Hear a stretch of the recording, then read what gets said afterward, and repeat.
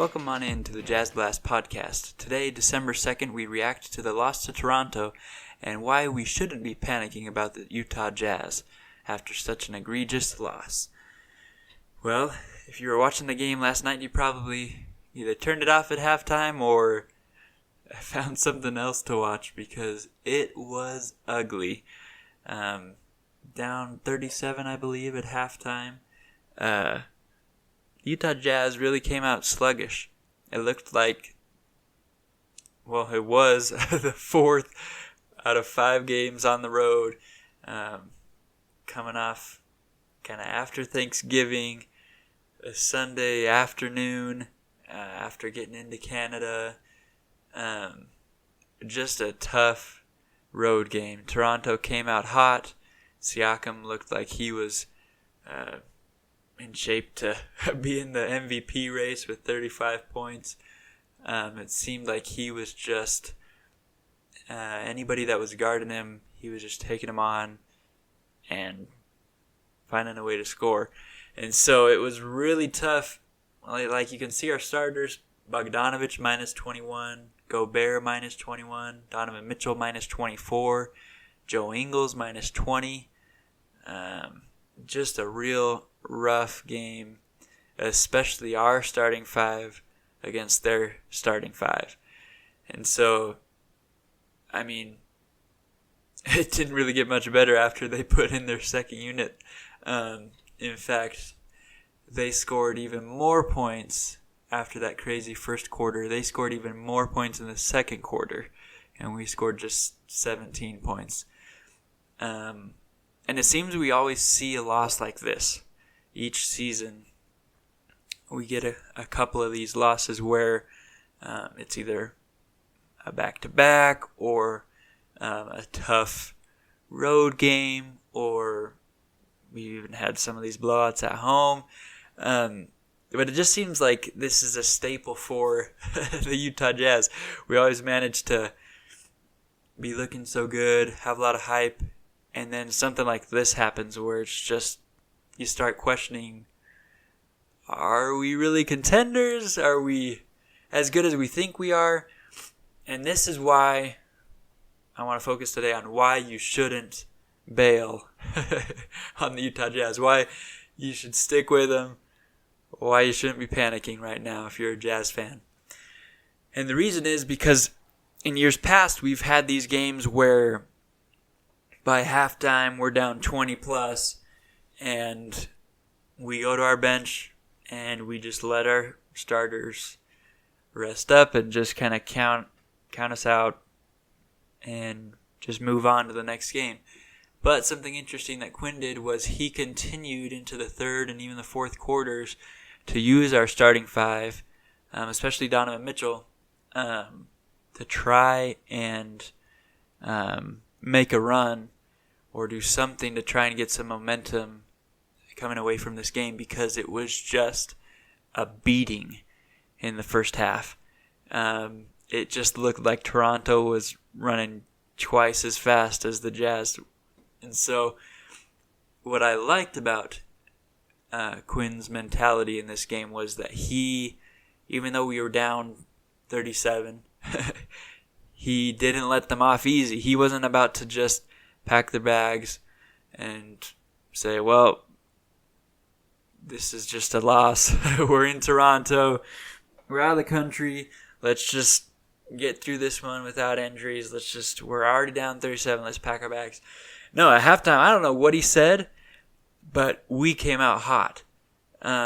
49 points in the third quarter. One thing that really stood out to me was Jeff Green seemed to take this game personally. He came out after halftime and really just was looking to get to the rim, get fouled, get to the free throw line, get buckets, and we needed that. He brought it down below 20 for us. He ended up with 19 points. Huge.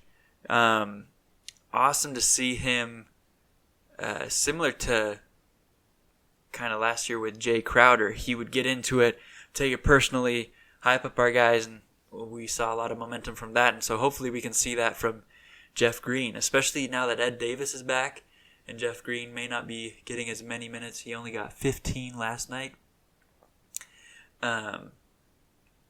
But he knows this Jazz team is capable of winning. He knows we're contenders, and so he's sending that message. And so I really like that, especially as it was tough to watch after halftime. It was nice to see, especially Jeff going hard, getting to the rim, finishing, or getting to the free throw line, drawing fouls. That was really nice to see. It was tough to see Bogdanovich only get 11 points after he's been scoring almost 30 every game. Donovan Mitchell struggling with just 16. Just a hard game. Hard game to watch. I'm sure it was a hard game to play. Up in Toronto, on the road. Seemed like the Raptors were really locked in for this one. And it showed. 130 points. And that's not playing their starting five for quite a bit of it. Let's see. I'm wondering how many minutes. Siakam still played 35 minutes. Gasol only played 25. Ibaka, who came back off injury, 21 minutes.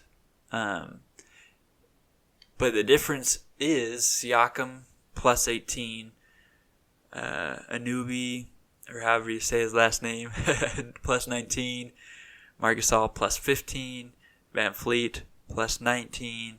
Powell plus 5. So the starting five, all positive. The only positive on our starting five was Royce O'Neal plus 7. He only played 19 minutes though. So just a really tough game. But we finished with 110 points. Normally in blowouts in the past like this, we haven't scored over 90. And so I'm really excited to see Jeff Green step up.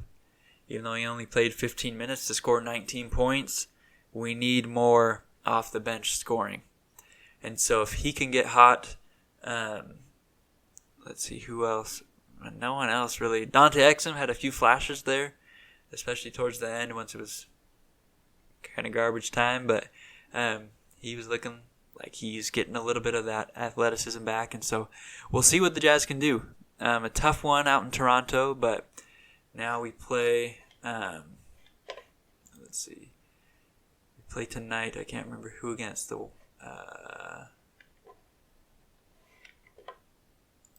let me pull it up. Against the 76ers, that's right. Joel Embiid, Ben Simmons. Always a great matchup seeing Donovan and Simmons play against each other, just with the whole Rookie of the Year beef that happened. And, of course, Joel Embiid and Rudy Gobert are going to get after it. So I think this is going to be a huge game tonight. Early game, NBA TV. Jazz are going to have to play hard, though.